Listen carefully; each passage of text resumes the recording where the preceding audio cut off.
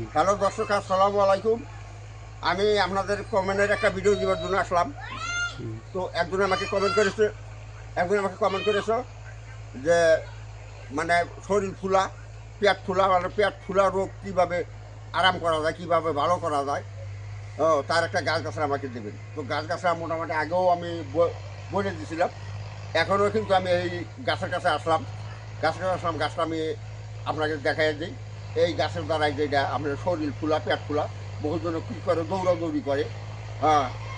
তো নানান ধরনের নানান ব্যায়াম করে যে শরীরকে হালকা করবার জন্য। তো এই শরীর হালকা করার জন্য আর আপনি কোনো কিছুরই চিন্তা নাই, আপনি এক কাজ করবেন। এই যে এখন আমি যে গাছটা আপনাদেরকে দেবো, এই গাছের দ্বারাই আপনার এই ব্যায়ামটা ভালো করতে পারবেন, আপনার শরীর ফুলাটা আপনি ভালো করতে পারবেন।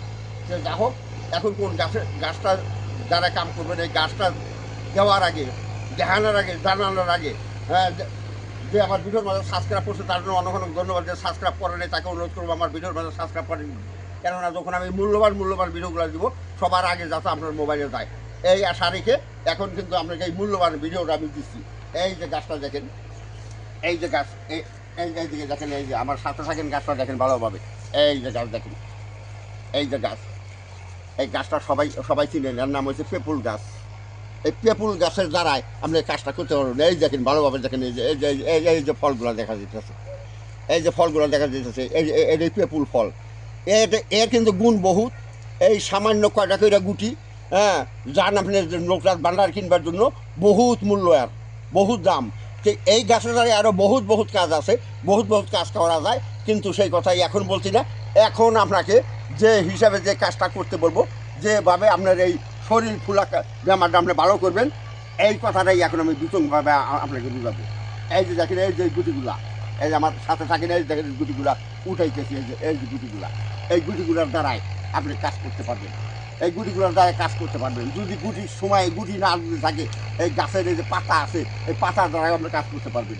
কীভাবে করবেন কাজ, এখন আমার সাথে থাকেন, আমার সাথে থেকে ভালোভাবে বুঝবেন কীভাবে কাজটা করা যায়, ভালোভাবে বুঝে নেন, বুঝা শুনে তারপরে কাজটা করবেন। হ্যাঁ, আপনার সত্তরাই আপনাদের এই রেজাল্ট ভালো হবে। এই যে দেখেন, এই গুটিগুলো অনুযায়ী আপনাকে দেখাইছি কীভাবে গুটিটা কাজ করবেন।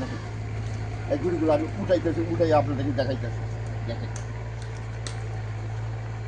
এই যে গুটি দেখেন, সুম্বল গাছের হাতে গুটি আছে। এই যে গাছের পাতা, এই যে গাছের পাতা, পান গাছের মতো পাতা দেখা যায়। এই গাছের পাতা দেখেন, পান গাছের মতো দেখা যায়। তো এইগুলা কি করবেন, এই পাতার দ্বারাই কাজ করলে কি করবেন, আপনি এই পাতাগুলা উঠাইয়া আপনি ভালোভাবে পাঠাতে পিসবেন। পাঠাতে পিসা তারপরে কি করেন, এইটা মানে বডিকা বানায় খান। যদি গঞ্জ না ওইরকম না, আমি ভাতের সাথে খাবো, তাহলে কি করবেন, এইটা কিন্তু মোজ বাটা করবেন। মোজ বাটা কইরা তারপরে ভাতের সাথে খাবেন, তবু আপনার কাজ হবে। ওই রকম না, যদি কেউ কইতেছেন যে না আমি এইটা দীর্ঘদিন এই করে খাবো, তাহলে বডিকা বানাবেন।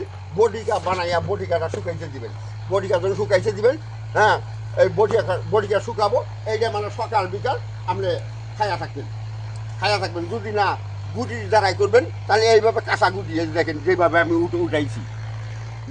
উঠাইছি এইভাবে কাঁচা গুটিগুলো উঠান। এই কাঁচা গুটিগুলো উঠাই কী করেন, এই গুটিগুলো ভালোভাবে পাঠাতে পিসার পরে, হ্যাঁ, যেরকম মটর কালাইয়ের মতো করে এই বানাবেন, একটা করে বডিকা বানায় কী করবেন, এই বডিকা আপনি কী করেন, সকাল বিকাল আপনি একটা করে বডিকা খাইয়া থাকেন।